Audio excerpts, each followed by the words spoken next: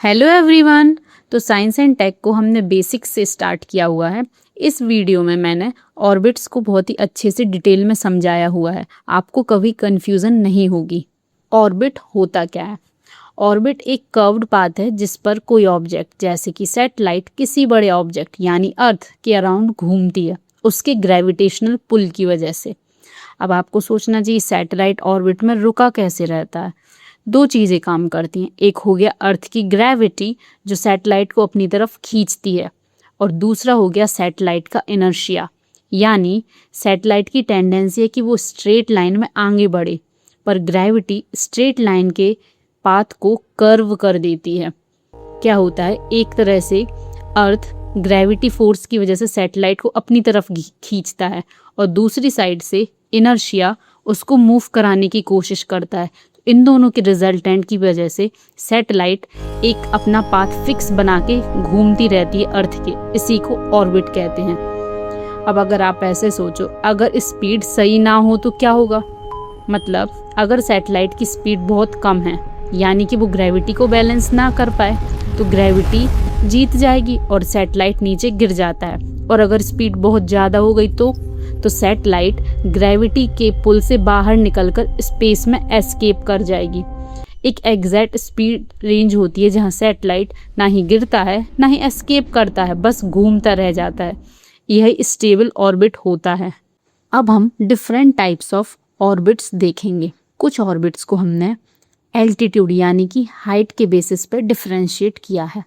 जैसे कि पहला है लो अर्थ ऑर्बिट। लो यानी अर्थ की सरफेस के सबसे पास, रफली 160 किलोमीटर से 2000 किलोमीटर। और जितना पास अर्थ के होगा उतनी स्पीड चाहिए होगी उसे स्टेबल रहने के लिए। कैसे? अर्थ के पास होगा यानी ग्रेविटी बहुत ज़्यादा लगेगी, अर्थ अपनी ग्रेविटी से बहुत ज़्यादा पुल करेगा ऑर्बिट को, तो उसको मेंटेन करने के लिए स्पीड भी ज़्यादा चाहिए होगी। इसलिए जितने अर्थ के पास होगा उतनी ज़्यादा स्पीड से मूव करेगा। और इस ऑर्बिट में अर्थ ऑब्जर्वेशन सैटेलाइट ऑपरेट करती हैं। ये होती क्या हैं?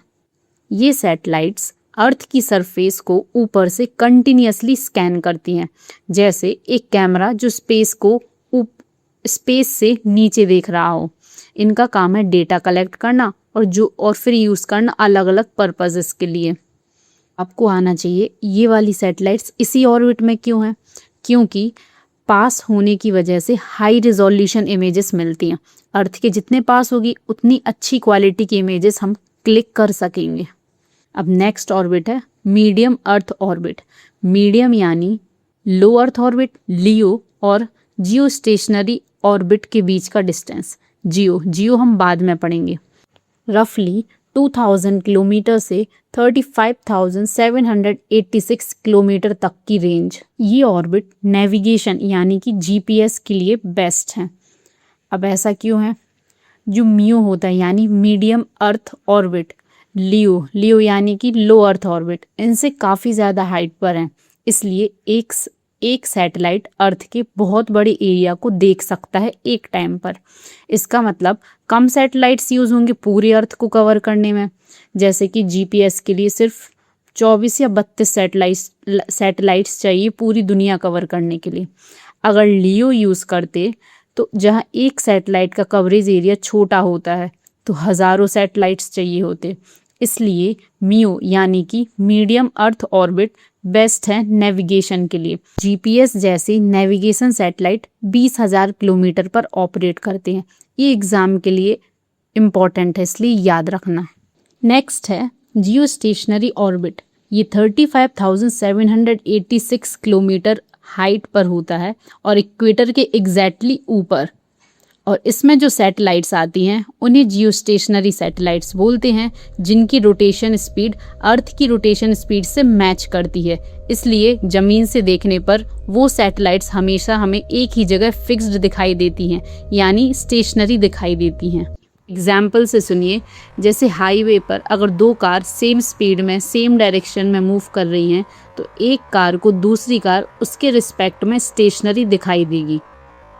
जियो स्टेशनरी सैटेलाइट्स का एक सबसे बड़ा फायदा है कि एक ही जगह फिक्स्ड रहती हैं, इसलिए जहां कंटिन्यूस सेम स्पॉट पर कवरेज चाहिए या फिर कंटिन्यूस मॉनिटरिंग चाहिए 24/7 वहां यूज़ किया जाता है। जैसे कि टीवी हो गया, फ़ोन सिग्नल हो गया, या फिर वेदर मॉनिटर करना हो 24/7 किसी एक फिक्स्ड स्पॉट का, वहाँ जियो स्टेशनरी सैटेलाइट्स परफेक्ट होती हैं। अब है जियो सिंक्रोनस ऑर्बिट, जो हाइट में सेम होता है जियो स्टेशनरी ऑर्बिट की तरह, यानी कि हाइट है 35,786 किलोमीटर, पर ये इक्वेटर के एग्जैक्टली ऊपर नहीं होता है, ये किसी भी डायरेक्शन में इंक्लाइंड हो सकता है। तो ये ऑर्बिट हो गया जियो सिंक्रोनस ऑर्बिट, और इसमें आने वाली सैटेलाइट्स को बोलते हैं जियो सिंक्रोनस सैटेलाइट्स। अब इन सैटेलाइट्स का भी रोटेशन स्पीड सेम होती है अर्थ की रोटेशन स्पीड से। याद रखना दोनों में डिफरेंस है। जियो स्टेशनरी मतलब अर्थ के एग्जैक्टली इक्वेटर ऑर्बिट होगा, उसमें सैटेलाइट होगी जिसकी स्पीड अर्थ की स्पीड से मैच भी कर रही होगी। और जियो सिंक्रोनस मतलब ऑर्बिट होगा पर वो किसी भी डायरेक्शन में इंक्लाइंड होगा, एग्जैक्टली अर्थ के ऊपर नहीं होगा। इसमें जो सैटेलाइट्स आएंगी उनकी स्पीड भी रोटेशन स्पीड सेम होगी अर्थ की रोटेशन स्पीड से। नेक्स्ट है पोलर अर्थ ऑर्बिट। इसका क्लासिफिकेशन इंक्लिनेशन के बेस पर है। अब इंक्लिनेशन मतलब क्या? इंक्लिनेशन मतलब ऑर्बिटल प्लेन और अर्थ के इक्वेटोरियल प्लेन के बीच का एंगल। स्क्रीन पर देख सकते हैं आप।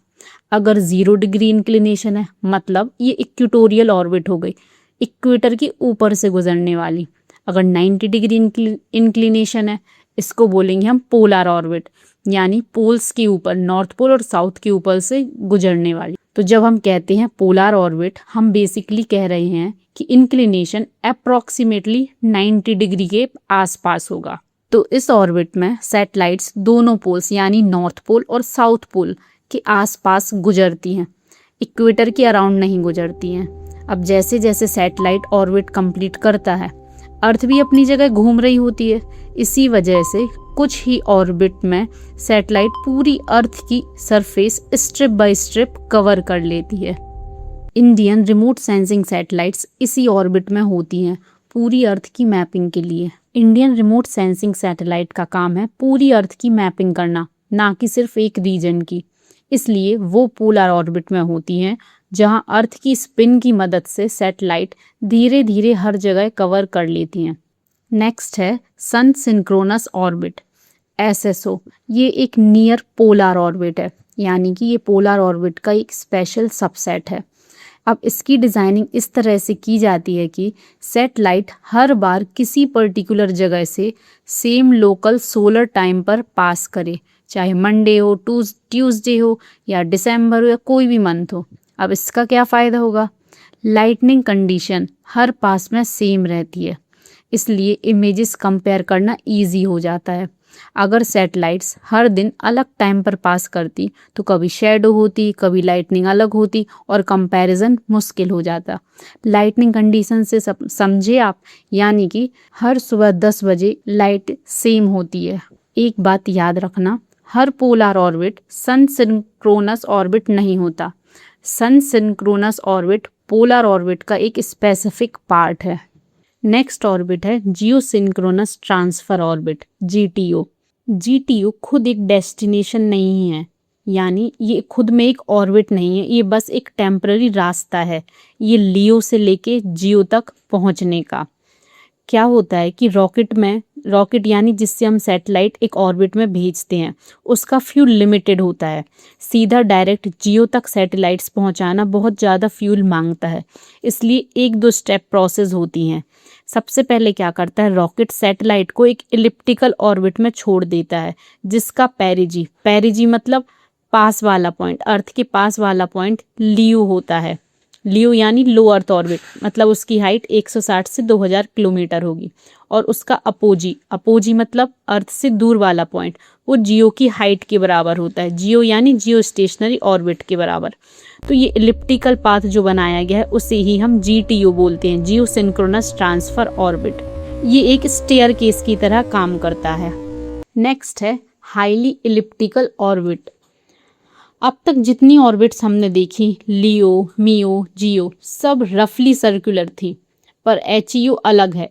इसका शेप बहुत स्ट्रेच्ड है, एक लंबी इलिप्स जैसा होता है। इसमें सैटेलाइट का पेरिजी यानी कि अर्थ के पास वाला पॉइंट, अर्थ के पास कैसे, अर्थ से उस पॉइंट तक की डिस्टेंस बहुत कम होती है, और अपोजी यानी कि अर्थ से दूर वाला पॉइंट, मतलब डिस्टेंस ज़्यादा होगी। तो एक ऑर्बिट सर्कल की तरह नहीं, एक इलोंगेटेड ओवल बन जाएगा। आप स्क्रीन पर देख सकते हैं। अब आप एक रूल याद करो, मैंने बताया था अगर अर्थ के पास कोई सैटेलाइट है तो वहाँ पे ग्रेविटी ज़्यादा लगेगा, क्योंकि अर्थ के पास है तो उस ग्रेविटी को बैलेंस करने के लिए स्पीड उसे ज़्यादा लगानी पड़ेगी, ज़्यादा स्पीड से मूव करना पड़ेगा।